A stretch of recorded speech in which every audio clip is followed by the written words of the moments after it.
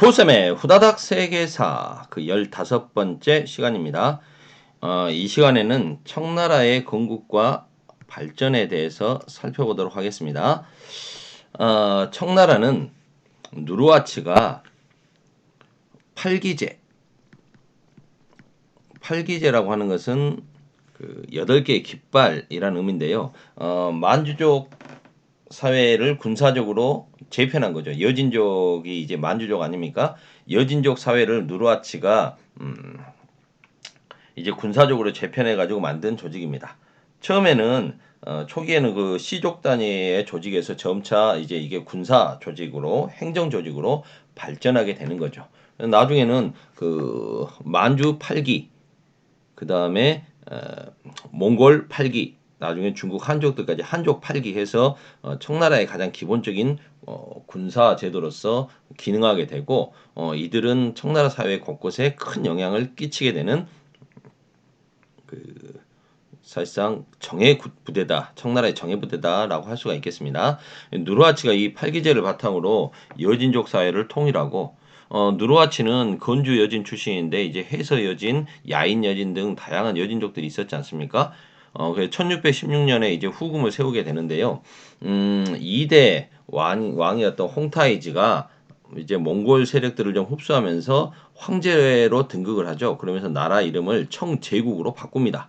그리고 내몽골과 조선을 공격하죠. 이게 여러분들이 잘 아는 뭡니까? 병자호란이죠. 우리나라는 이때 이제 병자호란을 겪고 그 인조가 삼전도에서 치욕적인 항복을 하지 않습니까? 명나라는 앞서 14번 강좌에서 배웠듯이 청나라에게 멸망한 건 아니고요. 이자성이라고 하는 농민군의 반란으로 무너졌지 않습니까? 이 이자성의 반란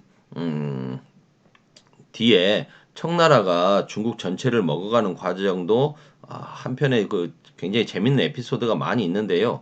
시간이 없기 때문에 후다닥 세계사 이 강좌에서는 좀 생략하고 간단하게 그렇게만 이야기를 해줄게요.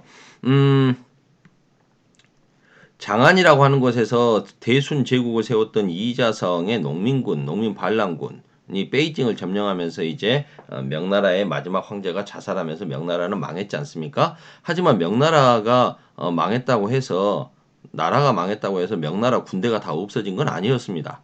왜냐하면 이들은 그 전에 후금의 지속적인 압박을 받고 있었기 때문에 후금과의 싸움을 위해 정예 부대들이 만리장성 일대에 집결돼 있었거든요. 북쪽을 지키고 있었거든요.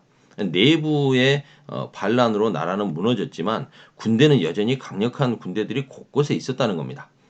그런데 이제 후금 군대, 그때는 이제 청나라라고 해야겠죠. 청나라 군대들이 이쪽에 대해서 계속 압박을 가할 거 아닙니까? 그런데 여기 지키고 있었던 장수들은 이제 고민에 빠지게 됩니다. 이자성은 너희들은 한족이니 나한테 투항해라라고 이야기하는데 특히 만리장성의 동쪽 끝 요새였던 산해관을 지키고 있었던 장수 오삼계는 지키고 있는 군대가 거느리고 있는 군대가 20만 명이 넘어요. 수십만의 군대를 거느리고 있는데 이 이자성에게 항복을 하지 않고 오히려 이자성에게 반감을 갖고 청나라에 투항을 해버립니다. 그래서 스스로 문을 열어줘 버린 거죠. 그래서 어떻게 됩니까? 명나라를 지키던 정예 부대가 이제 청나라 군대의 앞잡이가 돼서 이자성의 군대를 진압한다는 명분으로 오히려 명나라 쪽으로 깃발을 돌려버린 거죠. 명나라라고 할 수는 없겠죠. 이제 한족에게 깃발을 돌리는 거죠. 명나라는 망했으니까. 그래서 그렇게 해서 이자성의 군대도 결국은 무너집니다. 그럼 명나라가 아예 다 끝났느냐? 또 그것도 아니에요. 이 남쪽의 강남 지방을 중심으로 명나라가 이제 다시 뭐 명나라 그러니까 부흥운동을 일어나는 거죠. 그래서 이 정권을 남명이라고 부릅니다. 남명 황제가 제법 또 버팁니다. 남쪽의 명나라 제법 버티니까 이제 어떻게 하겠어요? 청나라는 이들도 진압을 해야 되는 거죠. 근데 이들을 진압하는데도 누구를 앞장 세우냐면요. 그 투항해 온 명나라 옛 장수들을 또 앞장 세웁니다. 그래서 명나라는 철저하게 명나라에 의해서 무너지는 그런 아이러니가 만들어지는 거죠. 그들은 청나라에게 투항을 했기 때문에 명나라로 돌아갈 수도 없잖아요. 그래서 더 열심히 싸운다고 봐야겠죠. 결국 남명 왕조 같은 경우에도 무너지게 됩니다. 근데 이 남명 왕조와의 그 명나라 부운동, 명나라 저항 세력, 명나라를 다시 세우기 위한 노력, 이런 활동들은 무엇과 또 연결되냐면요, 이 타이완 문제하고 연결됩니다. 남명 왕조를 이끌고 있었던 황제는 당시 이렇게 산해관이 무너지고 그들 나라를 이제 남쪽에 다시 세웠지만 청나라 군대가 이렇게 들어오게 되자 청나라 군대가 없었던 게 해군이잖아요. 그래서 해군력을 갖고 있었던 그 해적 집단 정지룡이라고 하는 해적 집단에게 해군에게 의존을 하게 됩니다. 그래서 이들이 이제 막 여러 가지 막 저항 운동을 하는 거죠. 그런데 이 정지룡이 배신해 버립니다. 그리고 청나라에 붙어 버립니다. 근데 이 정지룡의 아들이 유명한 정성공이라고 하는 사람인데요. 이 사람은 아버지하고 뜻이 달랐던 거죠. 그래서 아버지에게 맞서서 오히려 남명 왕조, 명나라 왕조를 지키는데 기여를 합니다. 그러면서 이제 이들은 점차 이렇게 버티다가 안 되니까요. 대만으로 들어가게 됩니다. 지금의 타이완이죠. 당시 타이완은 네덜란드 사람들이 점령하고 있었는데요. 정성공은 여기 있었던 서양인들을 몰아내고 타이완을 점령합니다. 그래서 지금도 타이완 사람들에게 중국 사람들에게 정성공은 외세를 몰아낸 영웅으로 인식되죠. 뭐 어찌됐든 그 사람은 여기서 이제 정성공은 타이완을 점령하고 청나라 그 자신이 가지고 있는 해군을 이용해서 청나라에게 맞서게 되는 거죠. 그리고 정성공부터 이제 정성공은 타이완으로 들어간 뒤에 뭐 1년 뒤에 죽었나 그래요. 근데 그 아들 손자까지 해가지고 3대에 걸쳐서 타이완을 중심으로 청나라에게 저항 운동을 펼쳤던 게 정성공 세력, 정씨 세력입니다. 이런 활동들이 이제 다 끝나게 되는데요. 거기서 이제 한 번 더 이야기해야 될 게 이제 3번의 난입니다. 위로 다시 좀 올라갈게요. 너무 지도만 보면서 설명을 하고 있는 것 같습니다.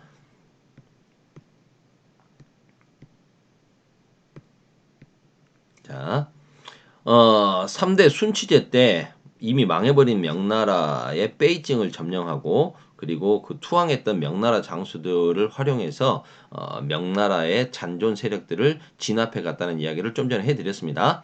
그런데 이 사람들이 이제 결국 청나라가 중국을 통일하는데 큰 기여를 했잖아요. 그래서 이들을 각각의 범부의 왕으로 임명해 줍니다. 그 사람들이 누구냐면요. 오삼계. 이 사람이 제일 힘이 셌는데 윈난, 지금의 운난이죠. 우리말로 하면 운남성이고 중국 발음으로 윈난성. 윈난성의 그 오삼계를 번왕으로 임명을 하고요. 그리고 이제 광둥 지역에는 상가희, 광저우 이 사람을 이제 그 광동 왕으로 임명해줘서 이쪽에서 이제 사실상 번왕으로 임명해주고요. 상가희. 그리고 이제 이건 지워버려야겠네. 복건성 이쪽 지역은 경중명이라고 하는 사람에게 범부의 왕으로 임명해 줍니다. 그래서 이제 이들이 세 개의 번을 이뤘다 해서 바로 이들이 3번인데요. 처음에 청나라는 이들에게 좀 자치권을 많이 주는 거죠. 자치권을 많이 주고 왕 노릇을 할 수 있게 해줬습니다. 그러면서 일단은 정성공 집안의 그 정치 집안의 그 타이완 여기를 점령을 한 거죠. 점령하고 나서 이제 모든 게 다 끝났으면 이제 이들은 어떻게 될까요? 사냥이 끝났으면 사냥개는 잡아먹어야죠. 그래서 이 상가이라고 하는 사람이 나이가 많이 들어서 이제 은퇴를 하려고 합니다. 은퇴를 하는 것을 계기로 해서 청나라의 강희제는 이 범부를 다 폐지하고 이들 군대 해산하고 범부를 다 폐지하려고 합니다. 이제 뭐 따로 너희들 독립 좀 자치권을 풍부하게 줬는데 이제 내가 다 그거 회수하고 직접 통치하겠다 이거 아니겠습니까? 그러자 이때는 이제 이 경중명은 이미 죽었고 경중명은 초기 사람이고요. 그 아들이 이름이 뭐더라? 경계무. 이 사람이 실은 번왕이 됐었는데 이 사람의 이제 손주 경정충이라고 하는 사람이 그럴 수 없다라고 하면서 이제 실은 반란을 일으키는 거죠. 거기에 이제 오삼계하고 상가이 집안 사람들이 이제 같이 호응을 하게 되면서 이들이 한족 왕조의 부활, 자신들이 무너뜨렸던 명나라의 잔존 세력이 자신들이 되는 거죠. 그래서 청나라에 맞서서 싸움을 합니다. 그래서 얘들이 한때는 굉장히 좀 세력을 크게 키워서 청나라가 굉장히 위기 상황까지 왔었죠. 이렇게 3번의 난이 일어나가지고 청나라가 위기 상황이 왔던 그 틈에 조선에서도 그렇다면 이 한족들과 힘을 합쳐서 청나라 오랑캐를 물리치자라고 하면서 북벌 운동이라는 걸 우리 효종께서도 깜찍하게 준비하셨지 않습니까? 다 이런 국제 정세가 있었던 겁니다. 그런데 강희제는 결국 어떻게 합니까? 그들의 반란을 다 진압하죠. 그리고 타이완 반청 세력도 완전히 진압합니다. 그리고 이때 저 시베리아 쪽에서는 이제 러시아 애들이 시베리아 개척한답시고 계속 이렇게 오니까 얘들과도 어때요?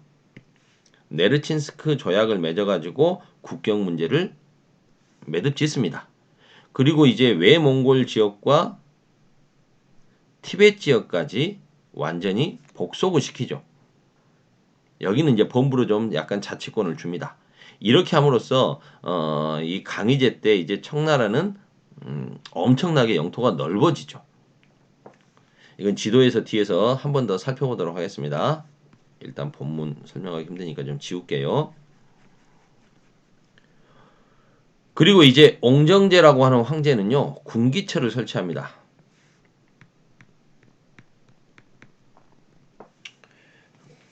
군기처가 뭐냐? 우리나라로 따지면요, 비변사를 한번 생각해 보시면 될 것 같아요. 비변사가 원래 뭐 하는 것입니까? 변란을 대비하는 임시기구, 군사기구였죠. 근데 변란이 계속되고 전쟁까지 일어나다 보니까 여기서 모든 국정 업무를 다 총괄하게 되죠. 그래서 국정을 총괄하는 최고 기구가 돼버리지 않습니까? 조선 후기에. 군기초도 마찬가지입니다. 군이라는 말이 앞에 써져 있는 걸 통해서 뭘 할 수 있어요? 그렇죠. 원래는 군사 업무를 담당하던 기구였습니다. 그런데 이제 여기서 일반 행정 업무까지 계속 확대해 가는 거죠. 그러면서 이제 황제가 독재를 하는데 그걸 조언해 주는 기구. 우리나라에서의 비변사는 왕권을 견제하는 역할로 이렇 같다라면 그건 좀 차이점이 있겠네요. 그런데 여기서는 이제 황제가 자신이 군사권을 확실하게 쥐고 병권을 쥐고 그리고 나머지 국정 업무도 수행하기 위해서 자신을 보좌하는 기구로 만들었던 게 군기처입니다. 그래서 황제 독재권이 강화되죠. 걸륭제 때는 이제 청나라의 최대 전성기를 맞이합니다. 청나라가 최대 강역 신장 위구르 지역까지 이제 완전히 확보를 하게 됨으로써 복속을 하게 됨으로써 최대 영토가 되는 거죠. 걸륭제는 굉장히 또 오래 사셨어요. 그래서 이 사람 집권 시기에 청나라가 이제 최전성기를 맞이합니다. 하지만 걸륭제 말기부터는 이제 토지가 좀 부족해지면서 인구가 뭐잘 살게 되면 인구가 늘어나지 않습니까? 인구가 늘어나는데 토지는 부족해. 백성 생활이 다시 힘들어지죠. 각종 사회 문제가 발생하고요. 또 나오네요. 백년교. 특히 이 백년교의 교주가 그 청나라의 멸망을 청왕조는 멸망할 것이다. 이런 걸 예언하게 되니까 청나라는 이 백년교도들을 무지막지하게 탄압합니다. 결국은 진압을 하긴 했지만 이 와중에서 이제 청나라가 많이 쇠퇴하게 되죠. 청나라는 한족을 9년제를 실시해서 직접 지배합니다. 그 예전에 그 뭡니까 침투왕조, 정보왕조, 거란이라든가 거란족이 세웠던 요나라라든가 여진족이 세웠던 금나라 이런 나라들은 북명관제, 남명관제, 그 다음에 맹한모국제 이런 것들을 통해 가지고 맹한모국제하고 이쪽은 다시 이제 9년제 이렇게 하면서 좀 이중적인 지배 체제를 했다면 청나라는 자신들이 직접 지배합니다. 그러면서 이제 강압책과 회유책을 병행하죠. 대표적인 강압책이 바로 만주족의 변발. 여러분들 그거 잘 아시죠? 누구 머리? 황비용 머리. 요거 있잖아요. 뒤에 머리만 좀 남겨놓고 다 잘라버리는 거 있지 않습니까?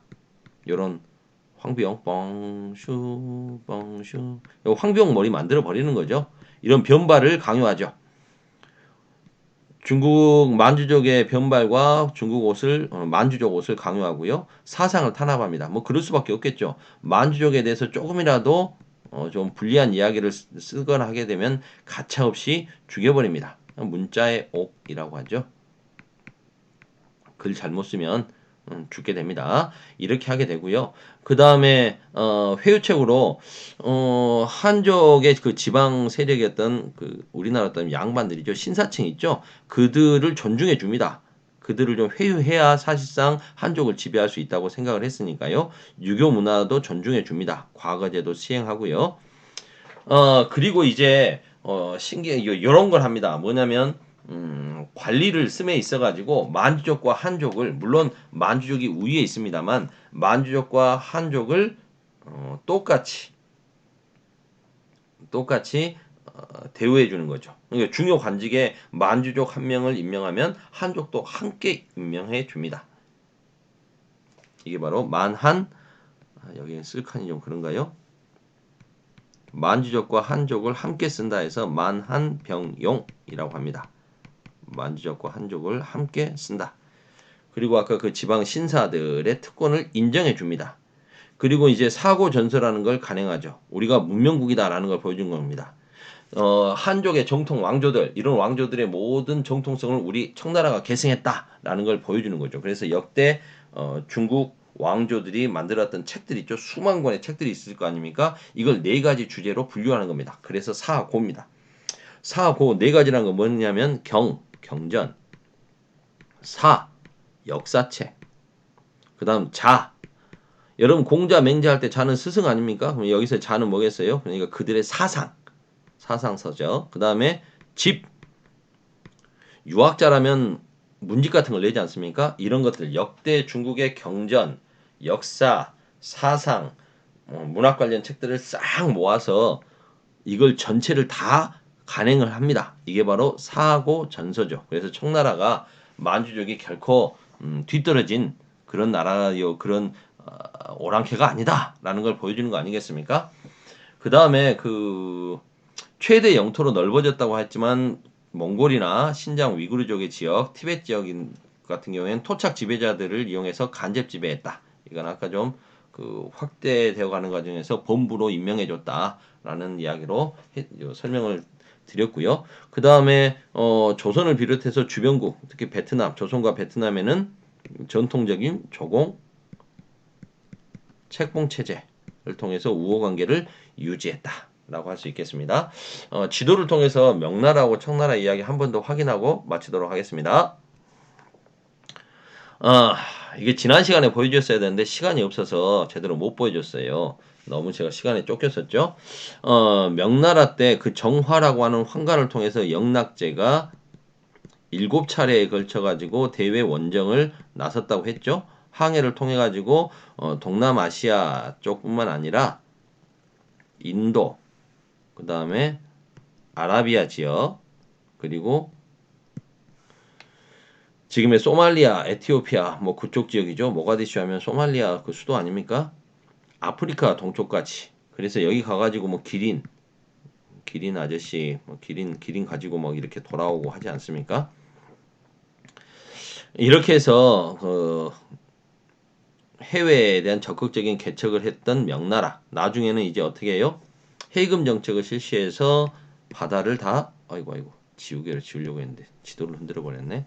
바다를 막아버리게 되니까 무역을 할 수 없게 된 일본인들과 중국 상인들이 그 주저우라고 하는 것을 아예 점령하고 곳곳에서 난리를 치죠. 이게 남쪽의 왜구, 그 다음에 북쪽에는 오일라트가 대표적이죠. 그래서 몽골족의 공격, 그래서 북로, 남, 외 북쪽의 몽골족 오랑캐들, 남쪽의 왜구 때문에 명나라가 쇠퇴했다고 했습니다. 그 다음 청나라. 자, 명나라하고 청나라의 영토를 한번 비교해 보십시오. 지금의 중국 영토가 그 청나라의 영토다라고 이렇게 보시면 될 것 같아요. 그래서 청나라 같은 경우에는 자신들 원래 여진족, 금나라, 후금 뭐 이쪽에서 시작했지 않습니까? 이쪽에서 시작을 해서 이자성의 난으로 명나라가 무너진 틈에 뭐 오삼계, 상가희, 경중명 이런 3번을 이용해서 명나라 잔존 세력들을 없애가면서 중국 본토를 먹고 그리고 물론 그 전에 이제 내몽골 지역과 조선도 침략을 했었죠. 그렇게 하고 그리고 이제 티베트 지역까지 완전 자신들의 그 영역으로 삼고 외몽골도 복속을 시키고 그리고 이제 마지막으로 신장 위구르 지역까지 범부로 삼음으로써 지금의 영토와 거의 흡사한 영토를 만들어냅니다.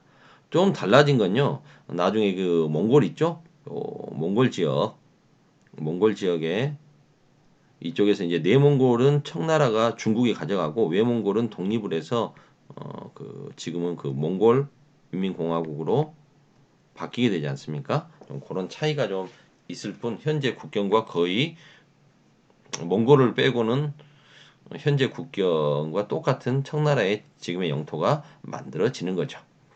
20분이 넘어버렸네. 후다닥 세계사 15번째 여기서 마치도록 하겠습니다. 후다닥 후다닥.